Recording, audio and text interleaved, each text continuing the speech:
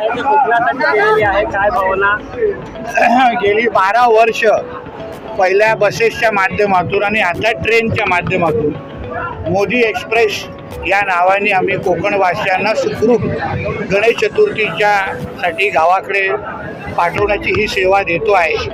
भारतीय जनता पक्षाच्या माझे सगळेच सहकारी आम्ही एकत्र येऊन आमचे कोकणवासियांसाठी गणेश चतुर्थी हा सर्वात मोठा सण आहे, म्हणून त्यांनी या मुंबईच्या आणि आजूबाजूच्या परिसरातल्या धावपळीच्या आपल्या जीवनावर थोडा वेळ काढून आपल्या गावाकडे जाण्याची जी त्यांची संधी असते, ते जे वाट पाहत असतात, त्या याच्यामध्ये आमचाही थोडा खारीचा वाटा असला पाहिजे हा आमचा प्रयत्न असतो।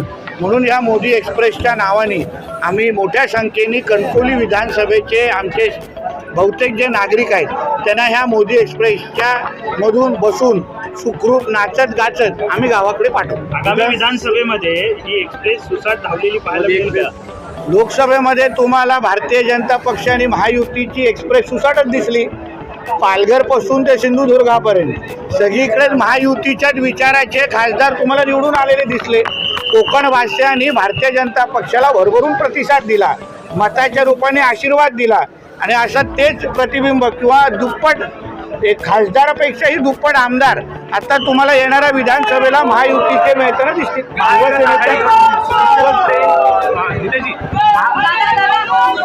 महाविकास आघाडीकडून या trains special trains for special game अशी टीका करण्यात येते आहे। खरं तर पहिल्यांदा तुम्ही करत नाही, माझं म्हणणं आहे आमचे विरोधक किंवा महाविकास आघाडीचे जे आमचे विरोधक आहेत, भारतीय जनता पक्ष अगर 5 ट्रेन सोडत असेल तर त्यांनी 6 तरी सोडावेत।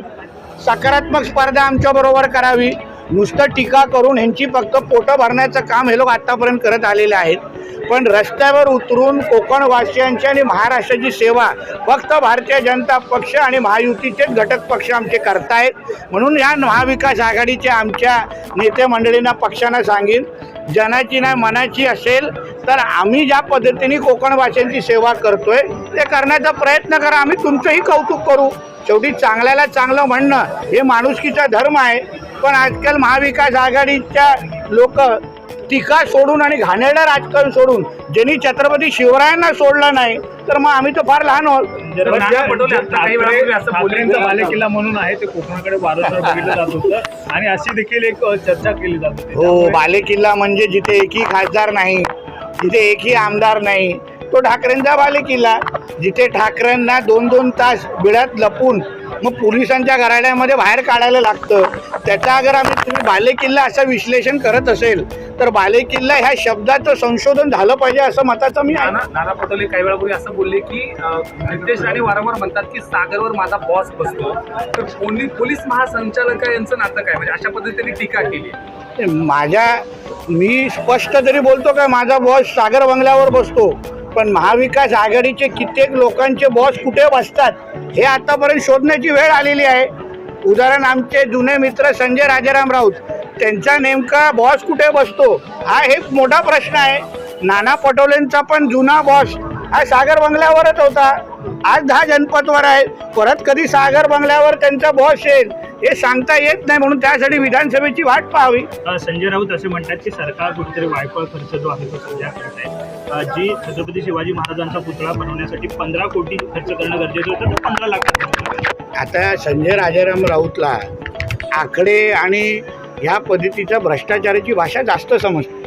त्यांनी साधी खिचडी सोडली नाही, ज्यांनी साधे करोनाच्या काळात औषधं सोडली नाहीत, त्यांना अशा पद्धतीचा भ्रष्टाचार सगळीकडेच दिसणार। कारण का आजूबाजूला म्हणजे मांडीला मांडी लावणारे म्हणजे काँग्रेसवाले असतील, तुतारीवाले असतील किंवा मशालवाले असतील, सगळ्या भ्रष्टाचारामध्ये PhD केलेले सगळे लोक आहेत, म्हणून त्यांना काय नवळ आजूबाजूला दिसणार नाही। जेवढा खर्च अपेक्षित होता तेवढा सगळा व्यवस्थित खर्च झालेला आहे। आमच्या PWD खातं असेल किंवा नेव्हीमध्ये सगळं पारदर्शक कारभार झालेला आहे। कधी संजय राजाराम राऊतनी वेळ काढून माझ्या घरी आणून बसले तर सगळे कागदपत्र दाखवतो आणि कागदपत्र दाखवल्यानंतर सुखरूप घरी सोडून एवढी गॅरंटी आहे। मराठवाड्यामध्ये नवीन घडामोडी पाहण्यासाठी आजच आम्ही मुंबईकर 24 तासला लाईक करा, सबस्क्राईब करा आणि अपडेट राहा।